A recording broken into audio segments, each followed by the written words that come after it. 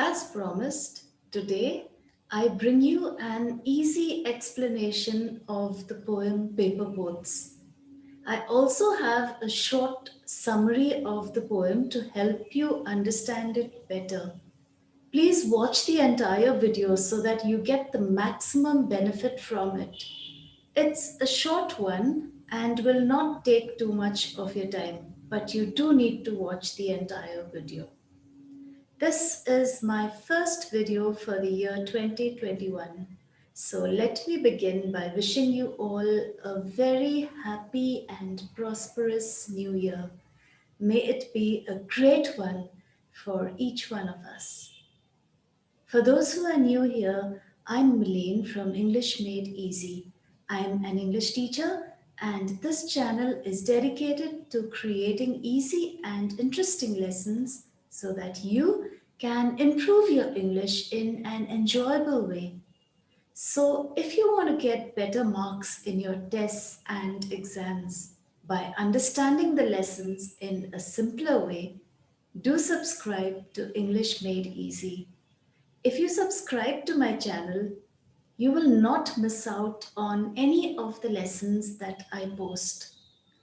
In case you have missed the earlier English literature lessons, here is a link to them.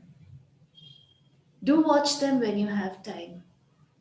Let's begin with the poem Paper Boats by Rabindranath Tagore. A little about Rabindranath Tagore before I share my screen with you. Rabindranath Tagore was a famous writer, singer, painter, and poet. He was the first Indian to win the Nobel Prize, and he composed the national anthem of two countries, Bangladesh and India. Now let's get started. Paper Boats by Rabindranath Tagore. Day by day, I float my paper boats one by one down the running stream. In big black letters, I write my name on them and the name of the village where I live. I hope that someone in some strange land will find them and know who I am.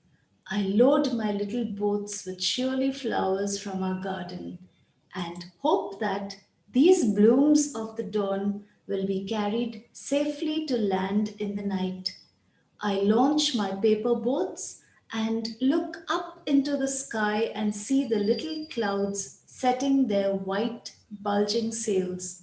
I know not what playmate of mine in the sky sends them down the air to race with my boats. When night comes, I bury my face in my arms and dream that my paper boats float on and on under the midnight stars. The fairies of sleep are sailing in them, and their lading is their baskets full of dreams. Let's go back and I will explain it. Day by day, I float my paper boats one by one down the running stream.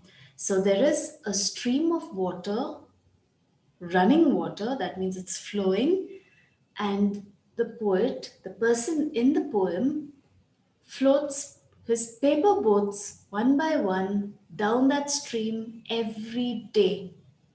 But before he puts the boats in the water, he writes his name on them, on each one of them, and he also writes the name of the village where he lives in big black letters.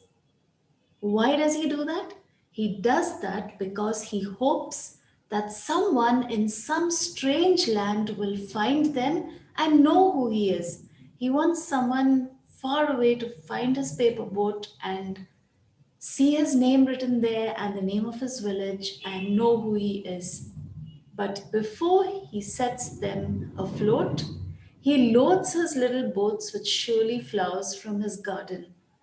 What is that? It's jasmine. The Bengali word for it is surely. Not very sure how that's pronounced. I hope I got the pronunciation right. But I'm sure you all know what jasmine is. It's the flower that blooms around autumn, around the time of Durga Puja. and they flower at night and have this lovely perfume, white in color. Small, tiny little flowers that are white in color. So he fills those flowers into his paper boats, and he hopes that these blooms of the dawn, what's dawn? The time just before sunrise.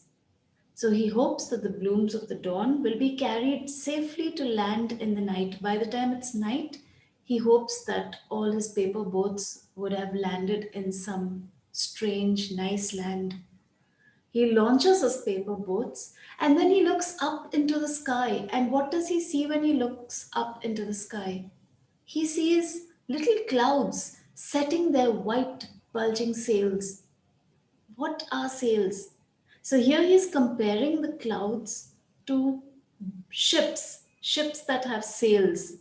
You know what sails are? In the olden days, the ships did not have a motor, they had a sail, a big white cloth kind of thing, and the wind would blow the ship wherever the wind blew, the ship would go.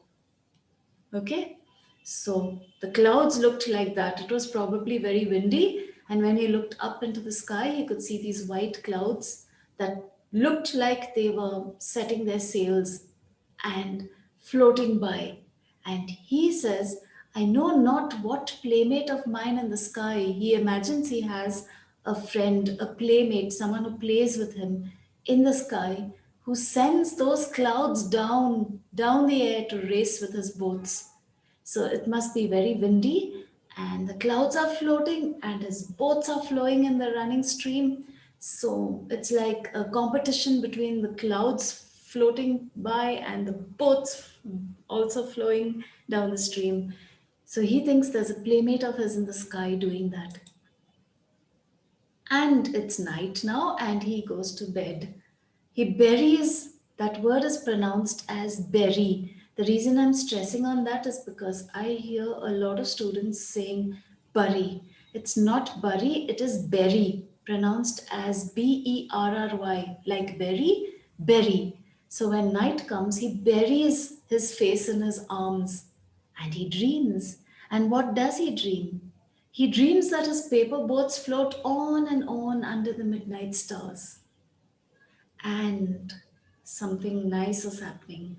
The fairies of sleep are sailing in them. They're sitting there in his paper boats and they're carrying baskets full of dreams. What's loading? Things that they carry. They're carrying dreams with them. All right. And now I have a brief summary of the poem for you. The poet writes his name and the name of his village on his paper boats. Then he fills them with Shirley flowers that's jasmine from his garden. He floats his paper boats down a running stream.